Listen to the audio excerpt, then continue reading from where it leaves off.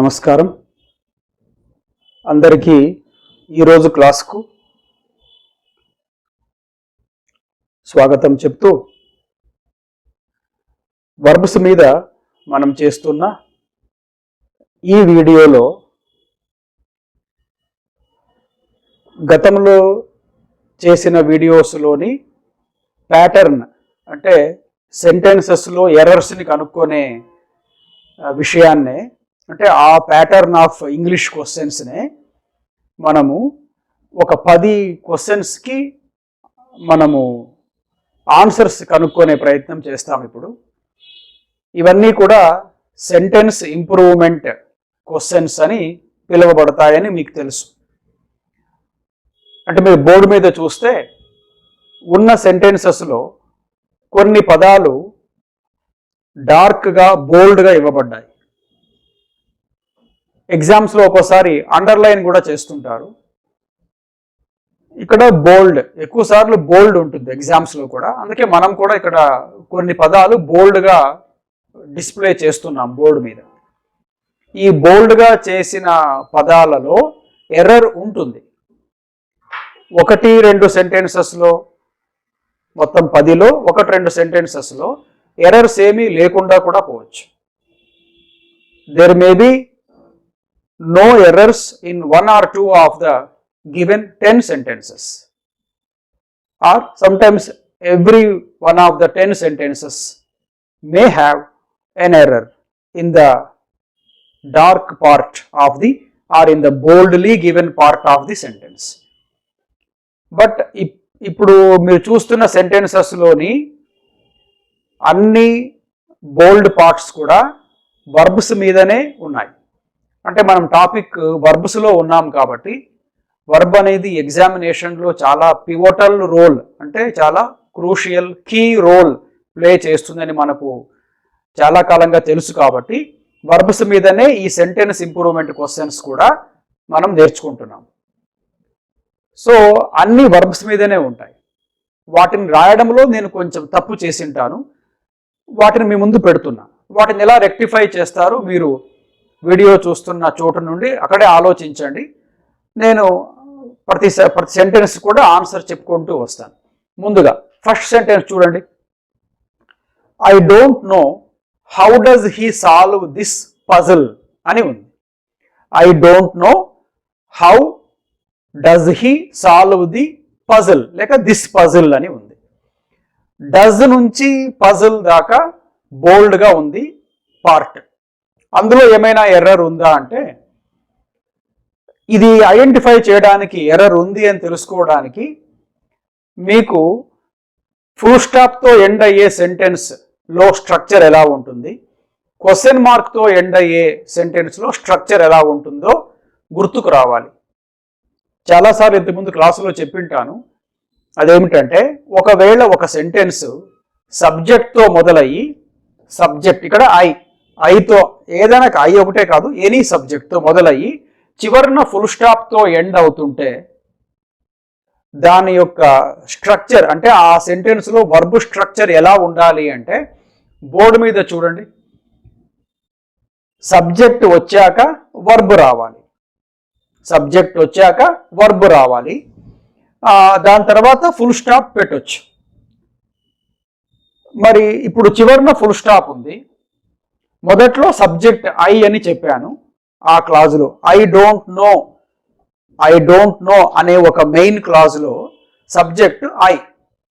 ఇంకో క్లాజ్ ఉంది, how does he solve this puzzle, అది సబార్డినేట్ క్లాజ్. ఇప్పుడు ఐ డోంట్ నోలో ఐతో మొదలైంది, హౌ నుంచి స్టార్ట్ అవుతున్న క్లాజులో మీకు వర్బ్ స్ట్రక్చర్ ఎట్లా ఉందో తెలుసుకోండి. అంటే ఇక్కడ నుంచి వచ్చిన తర్వాత ఇక్కడ దాకా హౌ తర్వాత ఉన్నది హీనా డజ్, మీకు కనపడుతున్నది డజ్తో స్టార్ట్ అవుతుంది. డజ్ అంటే ఏమిటి? వర్బ్. సెంటెన్స్ ఎలా ఎండ్ అయింది? Full stop. ఫుల్ స్టాప్తో ఎండ్ అయ్యే సెంటెన్స్లో స్ట్రక్చర్ ఎలా ఉండాలనుకున్నాము? సబ్జెక్ట్ వచ్చాక వర్బ్ రావాలి అనుకున్నాము. కానీ నేను ఇచ్చింది ఏమిటంటే పైనది వర్బ్ ఇచ్చాక సబ్జెక్ట్ ఇచ్చాను. ఏది వర్బ్? డస్. సబ్జెక్ట్ ఏది ఈ క్లాజులో? హీ. మరి తప్పు కదా. సెంటెన్స్ ఏమో ఫుల్ స్టాప్తో, క్లాజ్ ఏమో ఫుల్ స్టాప్తో ఎండ్ అయిపోతుంది. అక్కడ స్ట్రక్చర్ చూస్తేనా క్వశ్చన్ మార్క్తో ఎండ్ అయ్యే క్లాజుకు ఉండే స్ట్రక్చర్ అక్కడ రాశాను, కాబట్టి అది ఎర్రర్.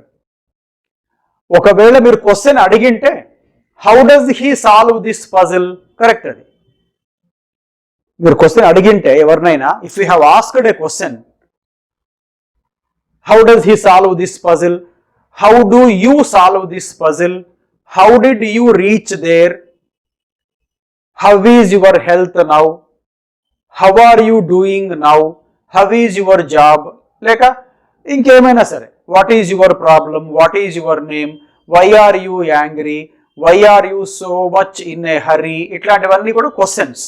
క్వశ్చన్ మార్క్తో ఎండ్ అయ్యే సెంటెన్సెస్లో ముందు వర్బ్ రావాలి, తర్వాత సబ్జెక్ట్ రావాలి. కానీ ఫుల్ స్టాప్తో ఎండ్ అయ్యే క్లాజెస్ సెంటెన్సెస్లో ముందు సబ్జెక్ట్ రావాలి, తర్వాత వర్బ్ రావాలి. అంటే తిప్పేసుకోవాలి మనం.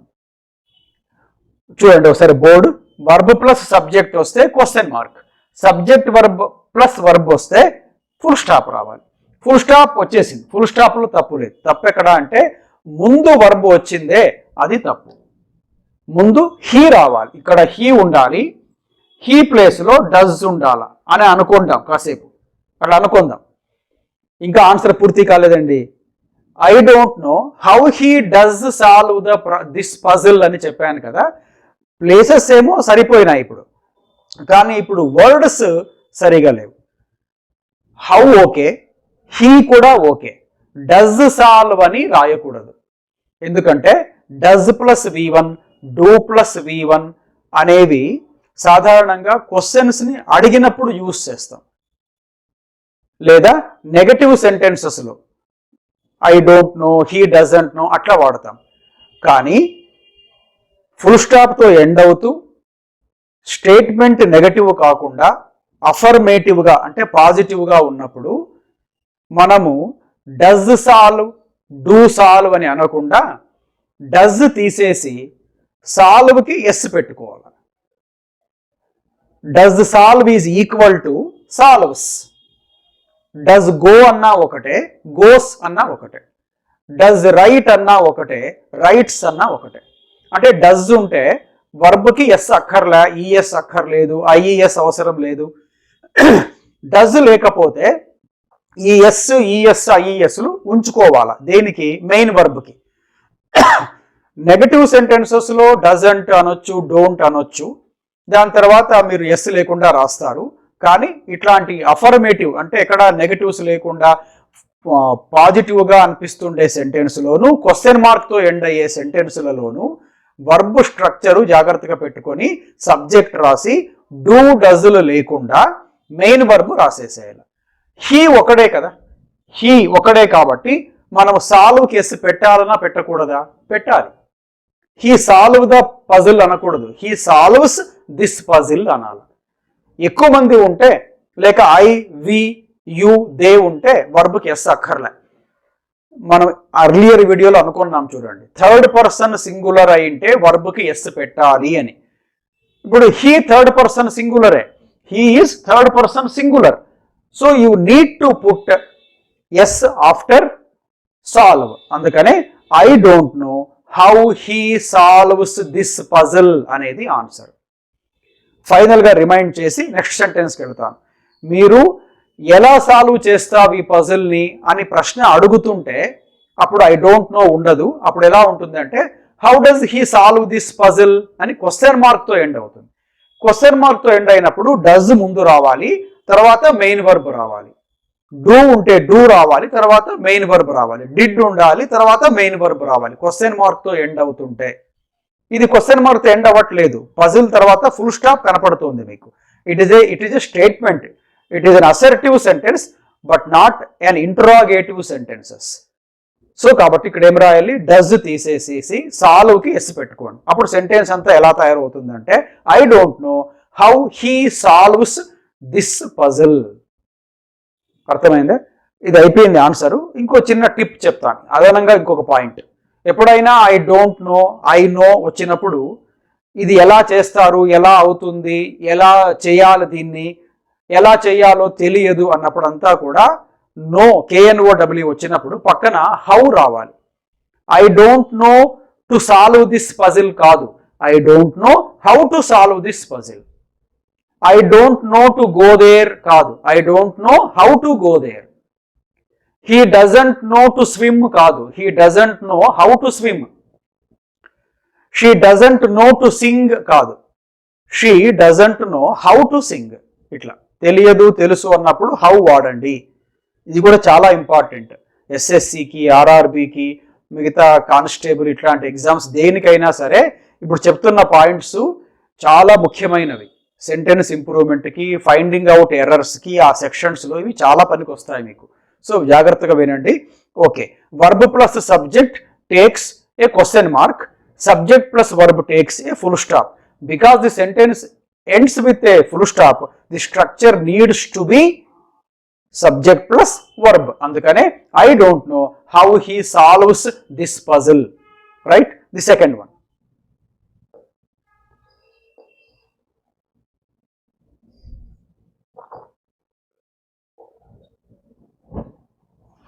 They locked him lest he may escape.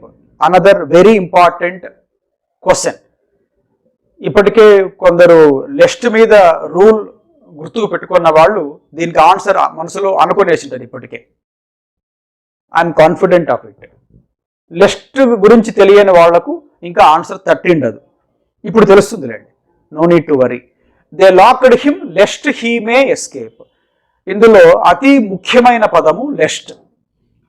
దాని ఆధారంగానే ఆన్సర్ వచ్చేస్తుంది. ఇప్పుడు లెస్ట్ అంటే కొంచెం ఓల్డ్ ఇంగ్లీష్ యూసేజ్ వర్డ్ ఇది, అయినా పరీక్షలకు ఇంపార్టెంట్. లెస్ట్ అంటే అలా కాకూడదనుకుంటే, అలా జరగకూడదనుకుంటే, అలా అవ్వకూడదనుకుంటే అనే అర్థం లెస్ట్ ఇస్తుంది. లెస్ట్కి కంప్లీట్ ఇంగ్లీష్ మీనింగ్ ఏమిటంటే ఇన్ ఆర్డర్ దట్ నాట్ అని అంతా కలిపితే మీకు ఒక పదంలో లెస్ట్ అని చెప్పొచ్చు. In order that not. In order that not అంటే ఒక పదంతో లెస్ట్తో చెప్పేయచ్చు దాన్ని. ఇప్పుడు ఇందులో నాట్ ఉంది కదా, NOT అంటే లెస్ట్ వచ్చినప్పుడు అందులోనే నాట్ ఉంటుంది కాబట్టి ఇంకొక నాట్ రాయాల్సిన పని లేదు. కొందరు ఏమనుకుంటారంటే they locked him lest he may not escape ఏమో అనుకుంటారు. నిజానికి లెస్ట్ అంటే ఏమో తెలియకపోతే మే నాటే కరెక్ట్ అనుకుంటారు మీరు. నేను కూడా గ్రామర్ నేర్చుకునేటప్పుడు లెస్ట్ వచ్చినప్పుడు నాట్ ఒకసారి వాడింటిని లాంగ్ బ్యాక్. మళ్ళీ చూస్తే అది తప్పని తెలిస్తే అప్పుడు నేను సర్దుకున్నాను దాన్ని. ఎందుకు అది మళ్ళీ కొంచెం డిక్షనరీ రెఫర్ చేశాను, ఎందుకు ఇది తప్పు అని. అప్పుడు వాళ్ళు అక్కడ చెప్పారు, ఆ బుక్లో చెప్పారు, డిక్షనరీలో చెప్పారు, లేక ఒక గ్రామర్ బుక్లో అనుకుంటా చెప్పారు. ఏమని? Lest itself means it is a negative statement. Then another not is not necessary. Then what is the meaning of lest? Lest means in order that not. ఒకటి అలా జరగకూడదని. సెంటెన్స్ ఏమిటి? అతను తప్పించుకోకూడదని అతన్ని గదిలో పెట్టి తాళం వేశారు. అతన్ని గదిలో పెట్టి తాళం వేశారు. ఎందుకట? తప్పించుకోకుండా ఉండాలని అలా లాక్ చేశారు. బహుశా తప్పించుకుంటాడేమో అంటామే పాజిటివ్గా, నెగటివ్గా తప్పించుకోకూడదని అతన్ని గదిలో పెట్టి లాక్ చేశారు. సో ఇప్పుడు నాట్ రాయలేదు కదా, సెంటెన్స్ సరిపోయింది కదా అనుకోవచ్చు మీరు. లెస్ట్ అంటేనే అందులో నాట్ ఉంటుంది కాబట్టి ఇంకో నాట్ వద్దన్నాను. మరి నాట్ రాయలేదు నేను. హీ మే నాట్ ఎస్కేప్ అనలే, హీ మే ఎస్కేపే అన్నాను. మరి సరిపోయింది కదా అనుకుంటాం. కాదు. అసలు పాయింట్ ఏమిటంటే లెస్ట్ అనే పదానికి కాంబినేషను మోడల్ వర్బ్ వచ్చి MAY మే కాదు, షుడ్. అంటే మే ప్లేస్లో షుడ్ ఉండాలి. లెస్ట్ వచ్చిన వాక్యంలో షుడ్ ఖచ్చితంగా ఉండాలి. డిఫరెన్స్ చూడండి. షుడ్ వచ్చిన వాక్యంలో లెస్ట్ తప్పనిసరి కాదు. I should not say like that. ఇందులో లెస్ట్ కనపడుతుందా మీకు? లేదు. షుడ్ వచ్చిన ప్రతి వాక్యంలో లెస్ట్ అక్కర్లేదు. లెస్ట్ వచ్చిన ప్రతి వాక్యంలో షుడ్ ఉండి తీరాలి. అందుకనే మే తీసేసి షుడ్ పెట్టండి. One more point. ఓల్డ్ ఇంగ్లీష్లో అట షుడ్ బదులు మైట్ పెట్టేవాళ్ళట. Might, MIGHT. ఇప్పుడు అది యూసేజ్ లేదు. మైట్ బదులు షుడ్ పెట్టేస్తున్నాడు. ఎగ్జామ్స్లో మీకు ఇట్లనే దీన్ని లెఫ్ట్ నుంచి అండర్లా డార్క్గా ఇచ్చి బోల్డ్గా ఇచ్చి, లేక మే MAY మే ఎస్కేప్ అది మాత్రమే బోల్డ్గా ఇచ్చి should escape, should not escape, May not escape, will not escape, might not escape అని ఇచ్చింటాడు. మీరు షుడ్ ఎస్కేప్నే తీసుకోవాలి. టక్కని మనము షుడ్ గుర్తుపెట్టుకుని నాట్ కూడా ఉండాలి కదా అని ఆ క్షణంలో డౌట్ వచ్చి షుడ్ నాట్ రాశారా, పోయింది మార్క్. లెఫ్ట్ అంటే నెగటివ్ కాబట్టి ఇంకొక నెగటివ్ అక్కర్లేదు. అది ఎప్పటికే మీనింగ్ ఇచ్చేస్తుంది. అతను తప్పించుకోకూడదని అతన్ని గదిలో పెట్టి బంధించారు. గుర్తుంటుందా అండి? లెఫ్ట్కి షుడ్ కాంబినేషన్. లెఫ్ట్ వస్తే నాట్ రాయాల్సిన పని లేదు. Clear? Okay. Now comes the third one. They ought have been enjoying their time. వాళ్ళు తమ సమయాన్ని బాగా ఎంజాయ్ చేస్తుంటారు. వాళ్ళ సమయాన్ని బాగా మాట్లాడుతూ లేదా బాగా ఎంజాయ్ చేస్తుంటారు అని సెంటెన్స్లో ఉంది. ఎక్కడ తప్పు ఉంది? మళ్ళీ మన అర్లియర్ వీడియోలో మనం అనుకున్నాం ఏమని అంటే, మన దగ్గర ఉన్న 13 మోడల్ వర్బ్స్లో షల్ నుంచి యూజ్డ్ టు దాకా ఉండే 4th type of helping verbs అయిన మోడల్ వర్బ్స్లో రెండు వాటికి మనము టు యూజ్ చేయొచ్చు అనుకున్నాం. వాటి పక్కనే అవేమిటి? ఒకటి ఇప్పటికే టు ఉండేది, used to, which shows a past habit. దాంట్లో ఇప్పటికే టు మనం పెట్టాల్సిన పని లేదు, టుతో పాటే యూజ్డ్ టు. అది ఇంకొక పదం ఉంది, ఆట్. థర్డ్ సెంటెన్స్ ఆట్ కనపడుతోందా? ఆట్కి ఆట్ ఒక్కటే కొంచెం ప్రత్యేకమైన పదం ఆ 13 మోడల్స్లో. అదేమిటంటే, ఏ ఇతర మోడల్ వర్బ్ కూడా తన పక్కన వెంటనే టు తెచ్చుకోదు, ఒక ఆట్ తప్ప. ఒక ఆట్కు మాత్రమే ఖచ్చితంగా వెంటనే టు అనే ప్రిపోజిషన్ని పెట్టాలి. అందుకనే ఆట్ హ్యావ్ బీన్ అని ఇచ్చానే కాదు, ought to have been. Will have been, shall have been, would have been, must have been, ఇవన్నీ కరెక్టే. వాటికి టు అక్కర్లే, ఒక్క ఆట్కి మాత్రమే. ఆట్ అంటే గుర్తుందా? అనుకున్నాము ఇంతకుముందు కూడా. ఏమిటంటే మోరల్ ఆబ్లిగేషన్. అంటే నేను ఒక ఇంట్లో మెంబర్ ఆఫ్ ఫ్యామిలీగా, నా తల్లిదండ్రులకి కొడుకుగా నేనేం చేయాలి, సమాజంలో ఒక పౌరుడిగా నేనేం చేయాలి అని నేనే తెలుసుకోవాల్సిన విషయాలని, అట్లా ఎవరికి వాళ్ళు వాళ్ళకు వాళ్ళే తెలుసుకోవాల్సిన విషయాలని ఆట్ అనే వర్బుతో చెప్పాలి. సమాజం కోసం ఇది చెయ్యాలి, ఇది మన బాధ్యత సొసైటీ పట్ల అని మనం ఫార్మల్గా మాట్లాడుతుంటే షుడ్ వాడొచ్చు. అంటే షుడ్ అండ్ ఆట్ రెండు ఒకటే. ఒక్క minor difference, should is more of a social obligation, ought is more of a personal obligation. అంతే, అవునా? ఆట్ అనేది ఇప్పుడు ఏముంది ఇక్కడ sentence, they ought to have been enjoying their time. వాళ్ళిద్దరూ లేక వాళ్ళు వాళ్ళ సమయాన్ని బాగా సంతోషంగా గడిపేస్తుంటారు అన్నారు. కాబట్టి ఆట్ పక్కన టు లేకుండా హ్యావ్ బీన్ రాసామే, అక్కడ తప్పు. అందుకనే ఇన్సర్ట్ టు ఆఫ్టర్ ఆట్. ఇదొక్కటే మోడల్ వర్బు తన పక్కన వెంటనే టు తెచ్చుకునేది. Ought to plus V1. Have is a V1. Have తర్వాత వర్బ్ ఎలా ఉండాలా? V3. అందుకే been. Been is a V3. మళ్ళీ గుర్తు చేస్తున్నా, బీన్ ఈజ్ ఏ V3. దేనికి V3 అది? ఎట్లాగైతే గాన్ అనేది గో అనే పదానికి V3నో, బీన్ అనేది యామ్కి V3. యామ్ V2 ఏమిటి? వాజ్. V3 been. అట్లా am was been. Is V1, దాని V2 మళ్ళీ వాజే, V3 మళ్ళీ been. Is was been. Are ఏమిటి? Present simple plural V1. Past simple ఏమిటి దానికి? వర్. ఆరు వర్. ఈజ్కి వాజ్ ఎట్లానో ఏకవచనం, ఆర్కి వర్ అలాగా. Are were been. హ్యాజ్కి V2 V3 ఏమిటివి? రెండు ఒకటే. హ్యాజ్కి V2 కూడా హ్యాడే, V3 కూడా హ్యాడే. హ్యావ్ కూడా అంతే, హ్యావ్కి V1 అది, హ్యావ్కి V2 హ్యాడ్, V3 మళ్ళీ had. Has had had, have had had, is was been, am was been, are were been. Like go went gone, write wrote written, sing sang sung, ఇట్లాగా. So ఇప్పుడు ఆట్ పక్కన two తర్వాత V1 which is have, have తర్వాత V3 which is been. కాబట్టి put to or write to after ought, you can get the answer correct. Now కాబట్టి ఇక్కడ ఏముండాలా, ought to, have been enjoying. Right, comes fourth one. You must not go to the meeting if you don't like it.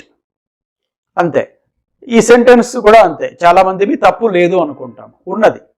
You must not go to the meeting if you don't like it. ఇదేమైనా ఒక order లాగా ఉందా, పోనీ ఏదైనా force చేసినట్టు ఉందా, నువ్వు వెళ్ళకూడదు చెప్తున్నాను చూడు అని ఏమైనా ఒక వార్నింగ్ ఇచ్చినట్టు, కఠినంగా చెప్పినట్టు ఏమైనా ఉందా? Does it sound harsh? Does it sound like a command? No, it doesn't. ఎలా ఉంది, నువ్వు పోకూడదు అనుకుంటే వెళ్ళొద్దు, నువ్వు వెళ్ళకూడదు అనుకుంటే వెళ్ళాల్సిన అవసరం లేదు. వెళ్ళొద్దు అంటేనే కమాండ్, వెళ్ళాల్సిన అవసరం లేదు అంటే కమాండా? కాదు కదా. కమాండ్ కానప్పుడు, కంపల్షన్ లేనప్పుడు why should we use must? అవసరం లేదు. కాబట్టి మీరేం చెప్పొచ్చు, ఇప్పుడు మస్ట్ తీసేసేయాలి, మస్ట్ని తీసేసి దాని బదులు ఇంకొక మోడల్ వర్బ్ రాయాలి. సెంటెన్స్ ఇంకొక అర్థం చేసుకోండి. If you don't like it, నీకు ఇష్టం లేకపోతే పోవాల్సిన పని లేదు అంటాము, లేక పోవాల్సిన అవసరం లేదు అంటాం. నీకు ఏదైనా ఒక వస్తువు అవసరం లేదు, మీరేమంటారు, నాకు అవసరం లేదంటారా? అంతే కదా. నీకు ఏదో ఒకటి ఎవరో వడ్డిచ్చేకి వచ్చారు, అన్నం పెట్టడానికి, ఏదో ఐటమ్ ఇవ్వడానికి, మీకు వద్దది, మీరేమంటారు, వద్దండి అంటే అర్థం నాకు అవసరం లేదు అని. అట్లా కాబట్టి అవసరం అనే మాటని చూపించే మోడల్ వర్బ్ నీడ్. అందుకనే remove must and right need. You need not go to the meeting if you don't like. అదే మస్ట్ వాడాల్సి వస్తే అది ఎలా ఉంటుంది, సెంటెన్స్ మొత్తం మారిపోతుంది. అప్పుడు ఎలా ఉండాలి, you must attend the conference without giving it A miss. ఇది ఆర్డర్, కమాండ్. మీరు ఎగ్గొట్టకుండా ఖచ్చితంగా కాన్ఫరెన్స్ అటెండ్ కావాల్సిందే. ఇది ఒక ఆర్డర్, పైనుంచి వచ్చి instruction. You have to abide by it.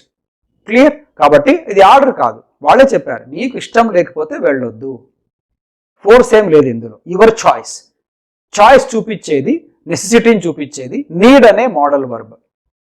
కాబట్టి you need not go if you don't like. Clear అయిందా అండి? అంటే సెంటెన్స్ ఓవరాల్గా మీకు సరిపోతుంది, కానీ యూజింగ్ ద రైట్ వర్డ్, ఈ సందర్భంలో ఈ వాక్యంలో ఈ పని చెప్తున్నప్పుడు ఈ పదమే వాడాలా అని తెలుసుకుంటాం. ఏదది? నీడ్. దేని ప్లేస్లో మస్ట్. ఎందుకు? అది కంపల్షన్ కాదు, ఆర్డర్ కాదు, కమాండ్ కాదు, ఇన్స్ట్రక్షన్ కాదు. It is just leaving it to speakers choice. Fine, clear? Now comes next one. You could use this plot of land for business purpose.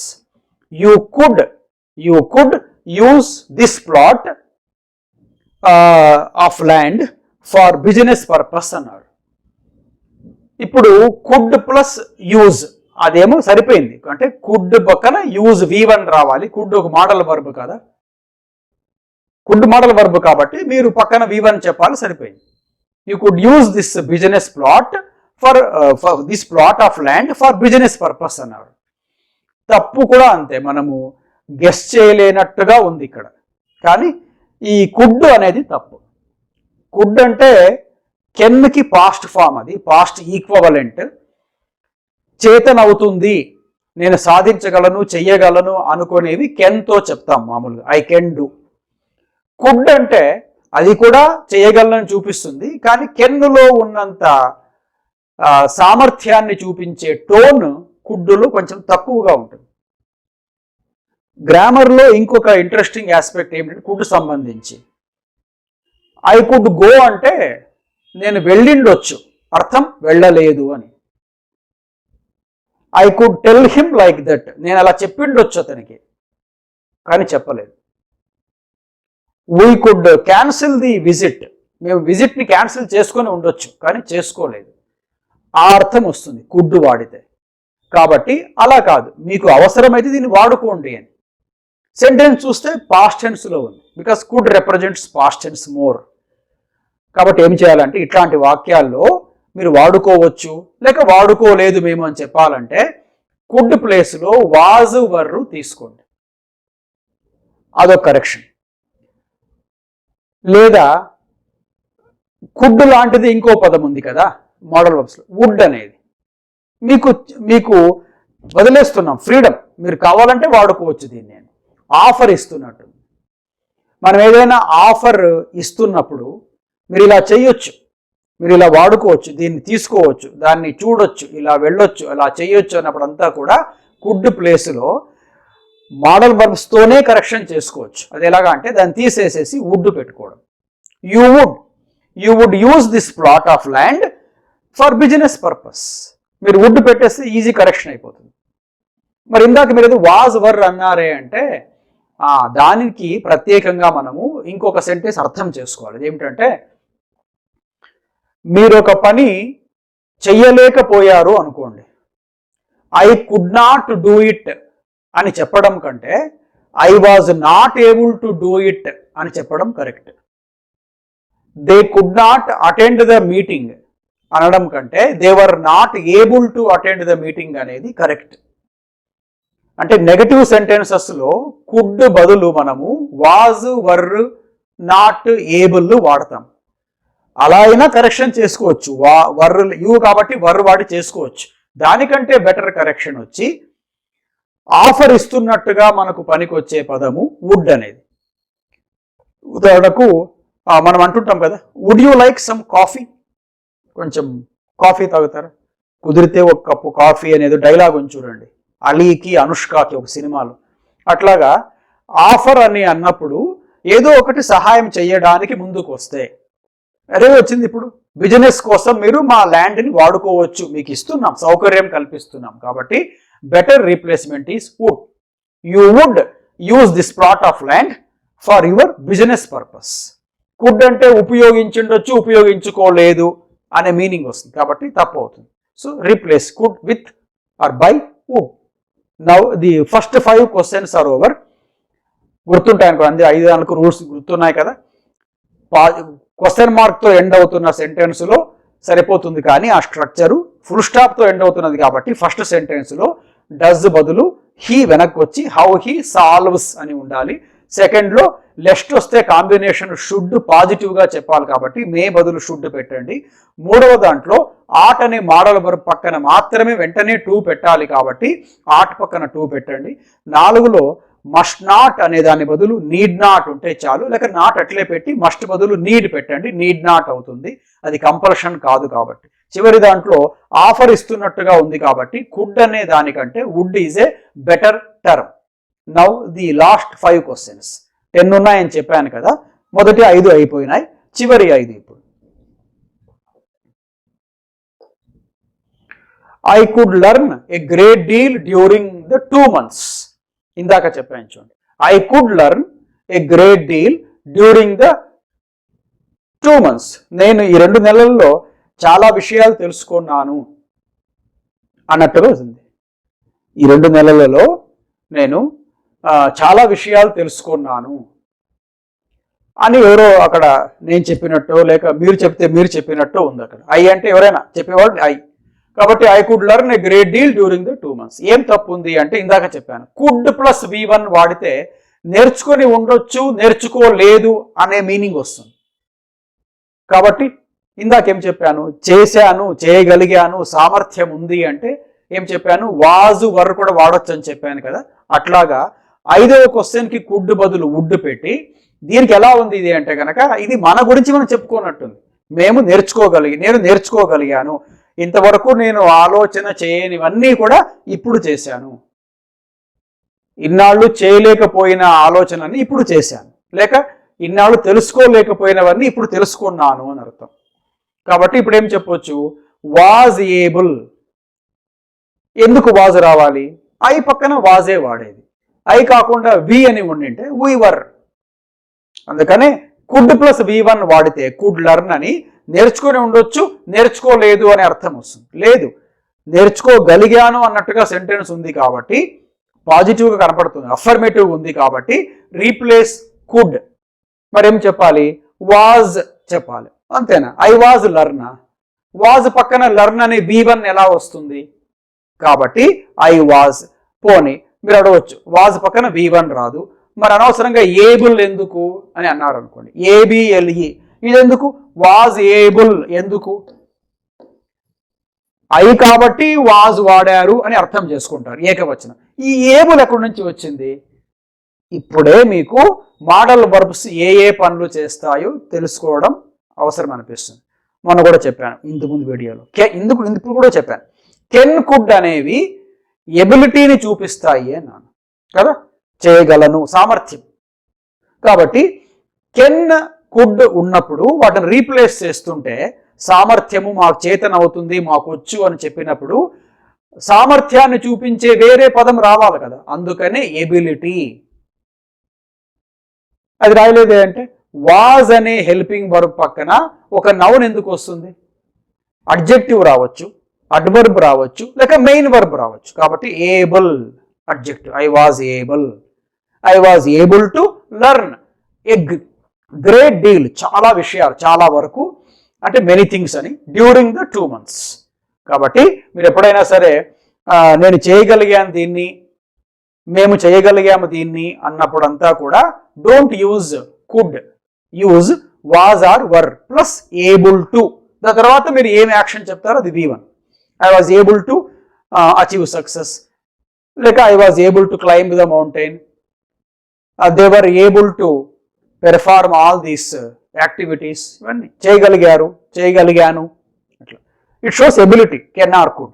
అవి కుడ్ ఇట్లా పెడితే చేయగలిగాను, నేర్చుకోగలను కానీ నేర్చుకోలేకపోయాను అనే అర్థం వస్తుంది. కాబట్టి దాన్ని తీసేసేసి వాజ్ ఏబుల్ టు తర్వాత లర్న్, V1 రావాలి కదా, LEARN. ఓకే. ఐ కెన్ అని ఉంటే ఇక్కడ I can learn a great deal అంటే నేర్చుకోగలను, ఇంకా నేర్చుకోలేదు, నేర్చుకోగలను అంటే ప్రజెంట్ టెన్స్ ఉందిగా, ప్రజెంట్ టెన్స్ కొంచెం, ఫ్యూచర్ కొంచెం ఉంది కాబట్టి వాజ్ పనికిరాదు. ఏం చెప్పాలా? యామ్ ఈజ్ ఆర్లో ఏదో ఒకటి చెప్పాలా. కానీ ఐ పక్కన వచ్చేది యామ్ ఈజ్ ఆర్లలో ఏది వచ్చేది? ఐ ఈజా, ఐ ఆరా? రెండూ కాదు కదా, మరేం వస్తుంది? Am. I am able to learn. Okay. So present tense లో మీరు కెన్ బదులు యామ్ ఏబుల్ టు, నేర్చుకున్నాను అంటే, పాస్ట్ టెన్స్ లో అయితే ఐ వాజ్ ఏబుల్ టు లేక we were able to. Now comes 7th one. We have heard her lecture yesterday. ఇది చాలా మంది పెద్దవాళ్ళు కూడా చేసే ఒక మోస్ట్ కామన్ ఎర్రర్స్ ఇది కూడా ఒకటి. చాలా మంది yesterday అనే పాస్ట్ టెన్స్ ని చూపించే మాట క్లియర్ గా కనపడుతున్నా కూడా ఆ సెంటెన్స్ లో వర్బ్స్ ని ప్రజెంట్ టెన్స్ లో వాడేస్తుంటాం. ఇప్పుడు హ్యావ్ పక్కన V3 ఉంది, have heard. Have is helping verb, auxiliary, పక్కన V3, హియర్ హర్డ్. ఇంకో మాట, చాలా మంది హియర్డ్ అంటుంటారు, కాదు హర్డ్. ఆర్ పక్కన ఈ లేదు, RD అంతే. కాబట్టి హియర్డ్ కాదు, హర్డ్. వర్డ్, బర్డ్, కర్డ్ అన్నట్టుగా heard. So we have heard her lecture yesterday అన్నారు. Yesterday shows a clear past action. జరిగిపోయిన దానికి ప్రజెంట్ టెన్స్ ఎలా వాడాలి? జరుగుతున్న వాటికి వాడాలి, జరుగుతాయి ఈ క్షణం అన్నప్పుడు వాడచ్చు. అంతేకాని జరిగిపోయిన వాటికి మనం పాస్ట్ టెన్స్ వాడాలి కానీ ప్రజెంట్ టెన్స్ ఎందుకు వాడాలి కదా, తప్పు. ఇలా హ్యావ్ ఉండకూడదండి, పాస్ట్ టెన్స్ కదా ఎస్టర్డే అని చెప్పగానే చాలామంది హ్యావ్ తీసేసి నిమిషం కూడా ఆలస్యం చేయకుండా had రాసేస్తారు.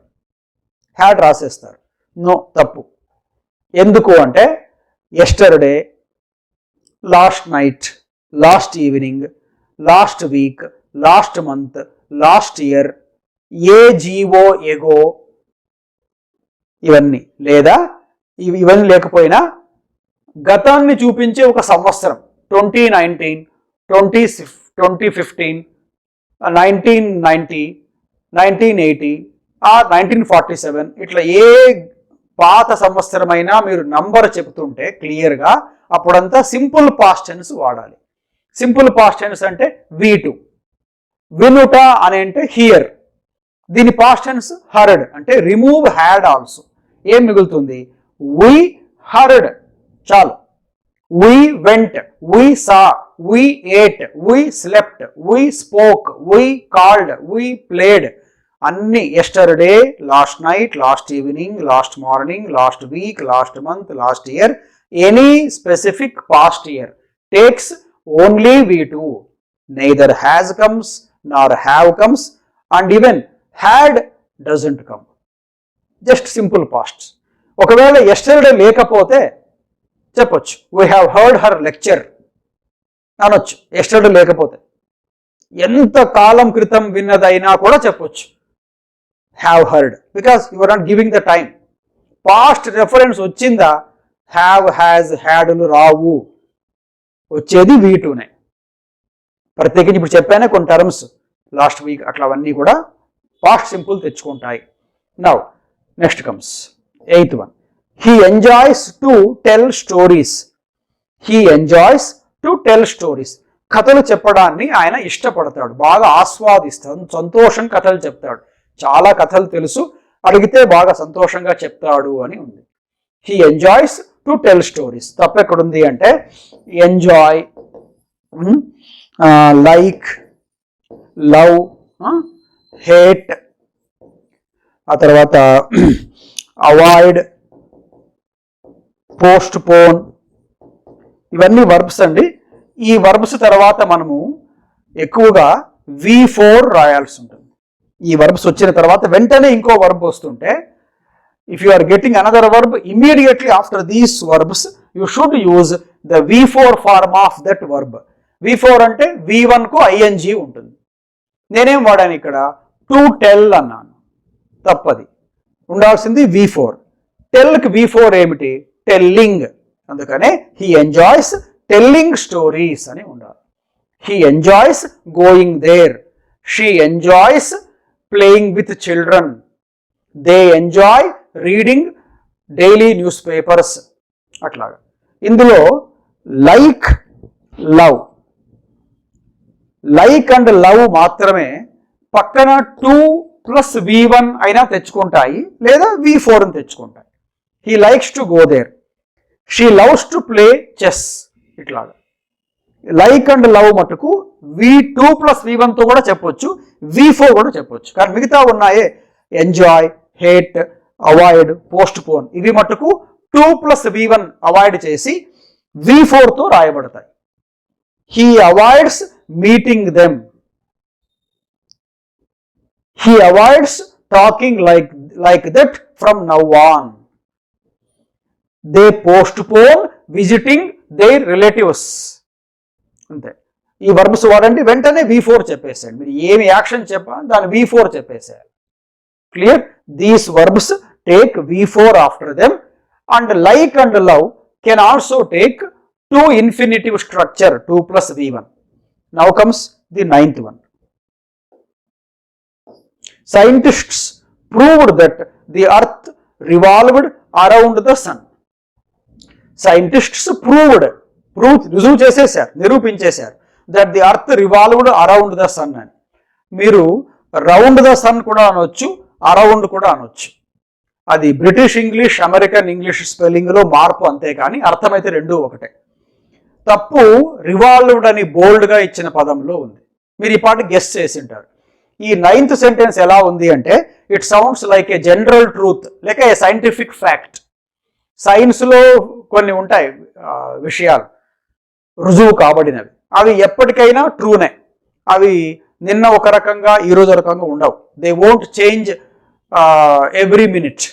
They remain constant. They are eternal truths. They won't change. Like the sun is a star, it doesn't change. Even if you don't see sun's brightness one day, sun is still a star. The moon is a satellite of the earth. Ante. Even if you don't see the moon at night, on one of those nights, you can still say the moon is a satellite. Kabatti you maro. The earth attracts all bodies that are thrown up. పైకి విసరబడిన అన్ని వాటిని భూమి తన వైపుకి లాక్కుంటుంది, gravitation. కాబట్టి attracts, pulls.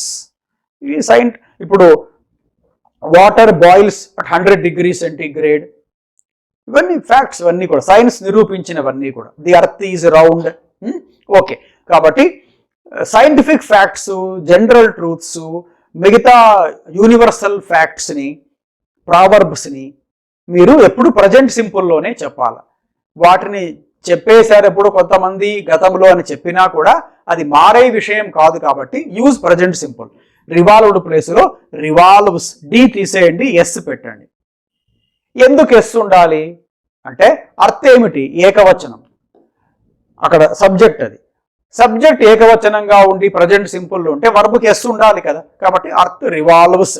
అదే ప్లానెట్స్ అని ఉంటే scientists proved that the planets revolved round the sun అని ఉంటే రివాల్వ్. ఎందుకు? ప్లానెట్స్ 9 లేక 8, నంబర్ ఎక్కువ ఉంది కాబట్టి ఎస్ తీసేసేయాలి. అర్థం ఒకటే కాబట్టి వర్బ్కి ఎస్ పెట్టుకోవాలి. రూల్ ఏమిటి? Noun plus S is plural, whereas verb plus S is singular.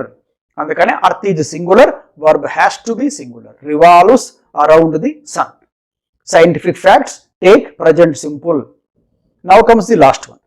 Why does she worry over petty matters is not known. నేను ఒక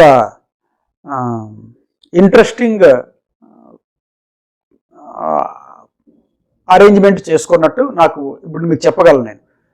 అదేమిటంటే ఈ సెక్షన్లో ఫస్ట్ సెంటెన్స్ చూసారా? ఫస్ట్ సెంటెన్స్ గుర్తుంటుందా మీకు? మీరు వీడియోలో చూస్తుంటారు దాన్ని. I don't know how does he solve this పజిల్తో మొదలు పెట్టాము. అక్కడ వచ్చిన అదే సెంటెన్సే కొంచెం మార్పుతో అలానే వస్తుంది. అంటే దేంతో మొదలు పెట్టామో దాంతోనే ముగిస్తున్నాం. మీకు తెలిసింటుంది మహాభారతం ఒక కుక్కతో మొదలయ్యి కుక్కతోనే ఎండ్ అవుతుంది. The Mahabharata begins with a dog and ends with a dog. వేదవ్యాసుడు 170,000 శ్లోకాలు రాసినా కూడా ఎంత పక్కా ప్లాన్ వేసుకొని రాశాడు చూడండి. మహాభారతం మొదలైంది ఒక కుక్క ఒక రాజుకి ఇచ్చిన శాపంతో మొదలైంది. ఎట్లా ఎండ్ అయింది? ఒక రాజు కుక్కని నాకంటే ముందు నువ్వే స్వర్గానికి పోవడానికి నీకు అర్హత ఉంది అని దాని ముందు స్వర్గానికి పంపిస్తాను దాని దానిపోతాడు. అలా ఎండ్ అవుతుంది. అలాగే మనం కూడా అక్కడ భారతాన్ని కుక్కతో మొదలుపెట్టి కుక్కతో ఎండ్ చేసినట్టు మనం కూడా ఏ క్వశ్చన్తో మొదలు పెట్టామో అదే క్వశ్చన్తో ఎండ్ చేస్తున్నాం. అంటే అట్లాంటిదే. Why does she worry over petty matters is not known. మీకు క్రూషియల్ పాయింట్ ఇది. ఫుల్ స్టాప్ ఉందా లేదా? ఉంది. ఫుల్ స్టాప్తో ఉంది కాబట్టి ఇది ఒక ఇంటరాగేటివ్ సెంటెన్స్ కాదు, ఇది ఒక అసర్టివ్ సెంటెన్స్. సరే, వైతో మొదలైంది కదా అంటాం. వైతో మొదలైండొచ్చు. వైతో మొదలయ్యి ప్రతి సెంటెన్స్ కూడా క్వశ్చన్ మార్క్ రావాలని ఏం లేదు. ఎందుకు వరి అవుతున్నావు అని అడిగితే క్వశ్చన్ మార్క్.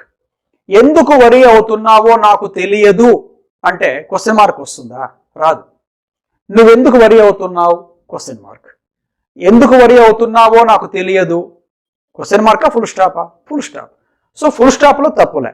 మరి ఫుల్ స్టాప్ వచ్చే వాక్యంలో వర్బ్ స్ట్రక్చర్ ఎలా ఉండాలి? అక్కడ తప్పు జరిగింది. ఫుల్ స్టాప్ వచ్చే సెంటెన్స్లో ముందేమి రావాలి? వర్బ్ రాకూడదు. మరేమి రావాలి? సబ్జెక్ట్ రావాలి. అంటే ఈ షీ ఇక్కడ ఉండాలి.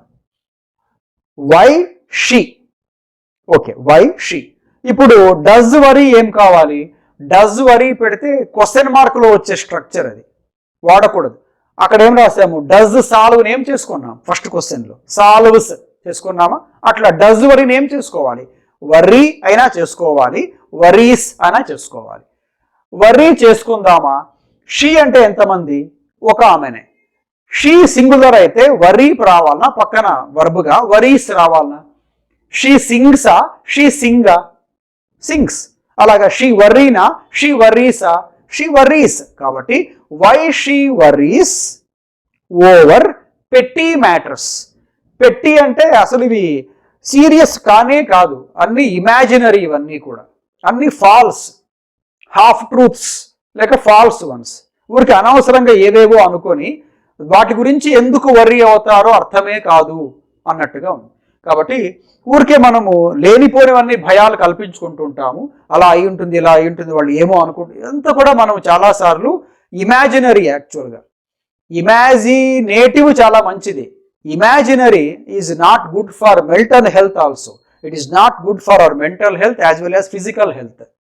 కాబట్టి వై డస్ షీ వర్రీ కాదు, why she worries over petty. Petty అంటే cheap, unimportant, insignificant, trivial, trifling matters. లెక్కలో కూడా రావు అవి. వాటి అనవసరంగా పెద్దవి చేసుకొని చూసుకొని ఊహించుకొని మనసులో ఏవేవో అన్నీ కూడా వర్రీ అవుతుంటాం. కాబట్టి వై డస్ షీ వర్రీ కాదు, why she worries over petty matters is not known అనేది.